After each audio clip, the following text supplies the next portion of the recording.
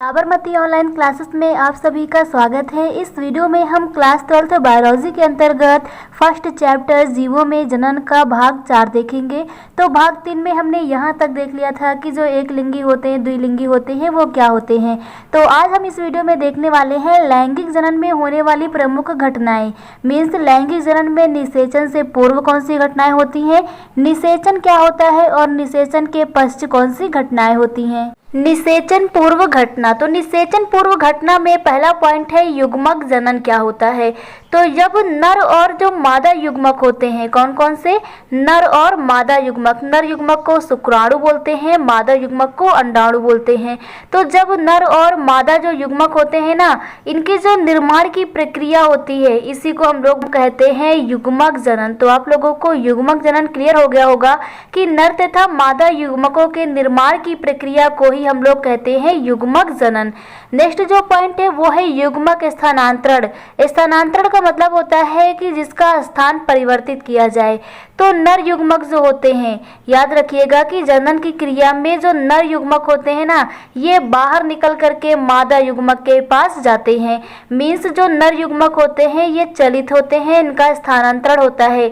मादा युग्मक जो होते हैं ये स्थिर होते हैं। तो जो नर युग्मक होते हैं ये बाहर निकल करके मादा युग्मक के पास जाते हैं और युग्मनज की उत्पत्ति करते हैं। मीन्स युग्मनज का निर्माण होता है और इसमें जो नर युग्मक होते हैं इनका स्थानांतरण होता है। तो युग्मक स्थानांतरण भी क्लियर हो गया होगा कि जो नर युग्मक होते हैं वो बाहर निकल करके मादा युग्मक के पास जाते हैं, जिसके पश्चात युग्मनज का निर्माण होता है। और मेन रूप से कहा जाए इसमें, तो इसमें जो नर युग्मक होते हैं इनका स्थानांतरण होता है। आगे हम लोग देखते हैं युग्मक के प्रकार। तो युग्मक के मुख्यतः 3 प्रकार होते हैं। एक होता है समयुग्मकी, दूसरा होता है असमयुग्मकी और तीसरा होता है विषमयुग्मकी। तो फर्स्ट पॉइंट है हमारा समयुग्मकी क्या होता है, इसे हम समयुग्मजी भी कहते हैं। तो जब नर व मादा युग्मक दोनों के आकार और जो परिणाम होता है इनमें ये दोनों क्या हो, समान हो। कि जो नर और मादा युग्मक होते हैं ना, एक नर युग्मक होता है और एक मादा युग्मक होता है, यही दोनों मिलकर के युग्मनज बनाते हैं। तो जब नर व मादा युग्मक का आकार और परिणाम जो है वो समान होता है तो उसे हम कहते हैं समयुग्मकी। उदाहरण की बात करें तो मुख्य रूप से यहाँ पर उदाहरण हो जाएगा शैवाल। क्या हो जाएगा, शैवाल।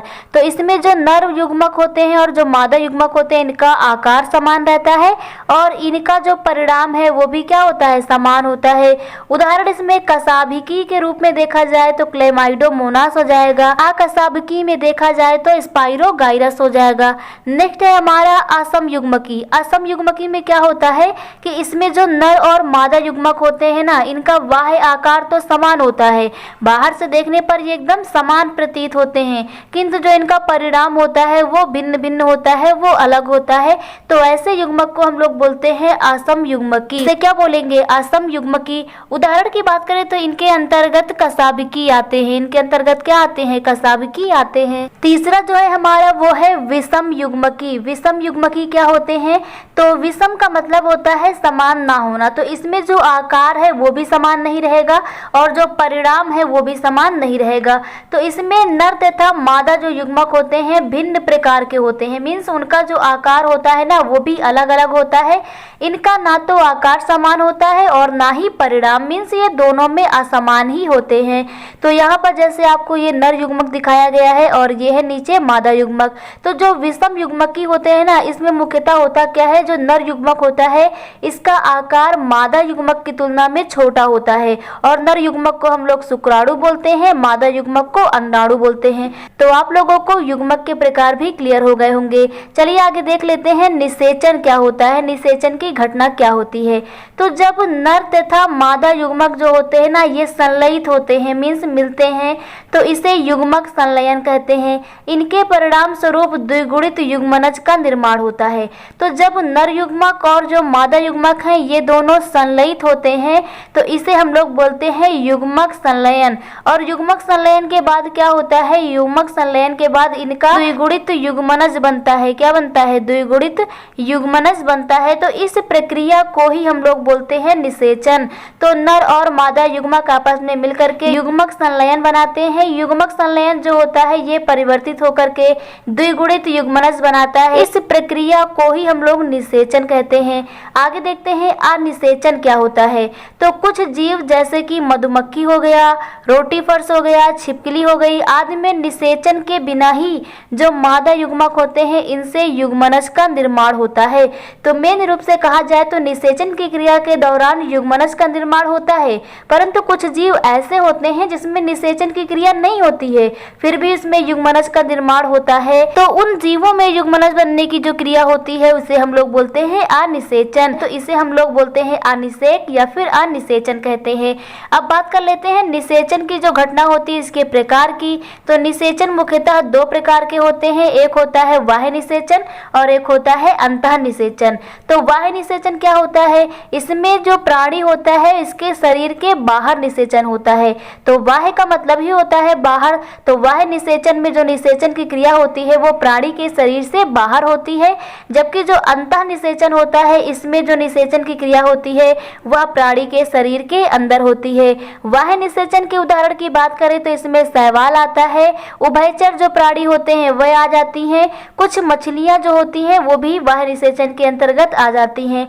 जबकि अंतः निषेचन की बात करें तो इसमें जो सरीसृप होते हैं, पक्षी होते हैं, स्तनधारी होते हैं और जो मनुष्य होता है ये भी अंतः निषेचन के अंतर्गत आता है। मीन्स मनुष्य में जो निषेचन की क्रिया होती है वो शरीर के अंदर होती है। आगे हम लोग देखते हैं निषेचन पश्च घटना यानी निषेचन के बाद घटना। तो निषेचन के बाद क्या होता है, युग्मनज बनता है।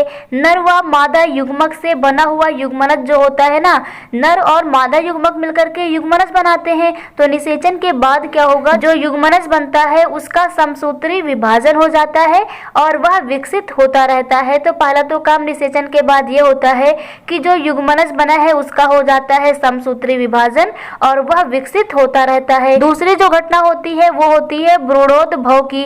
इसमें क्या होता है, इसमें जो युग्मनज होता है वो विकसित होकर के भ्रूण का निर्माण करता है। किसका निर्माण करता है, भ्रूण का। और ये भ्रूण का निर्माण करता है तो निर्माण की जो प्रक्रिया होती है ना इसी को हम लोग कहते हैं भ्रूणोद्भव। अब भ्रूणोद्भव की बात करें तो इसमें दो चीजें हो जाती हैं, एक होता है हमारा अंड प्रजक और एक होता है सजीव प्रजक। अंड प्रजक क्या होता है, तो जिन प्राणियों में जो युग्मनज है इसका विकास जो है, विकास शरीर के बाहर होता है तो उन्हें हम लोग बोलते हैं अंड प्रजक। एग्जाम्पल की बात करें तो इसमें पक्षी हो जाएगा, मेढक हो जाएगा और सरीसृप हो जाएगा, ये हमारे अंड प्रजक होते हैं। सजीव प्रजक की बात करें तो सजीव प्रजक क्या होते हैं, तो इन प्राणियों में क्या होता है, जो युग्मनज है इसका विकास कहाँ पर होगा, शरीर के अंदर होता है तो उसे हम लोग बोलते हैं सजीव प्रजक। इनके उदाहरण की बात करें तो जो मनुष्य होता है वो सजीव प्रजक होता है, बंदर हो गया, गाय हो गया, ये सभी हमारे एग्जाम्पल कहलाते हैं सजीव प्रजक के। तो आप लोगों को लैंगिक जनन में होने वाली जो घटनाएं हैं, निषेचन के पूर्व घटना, निषेचन और निषेचन के पश्च घटना क्लियर हो गई होगी। Thank you.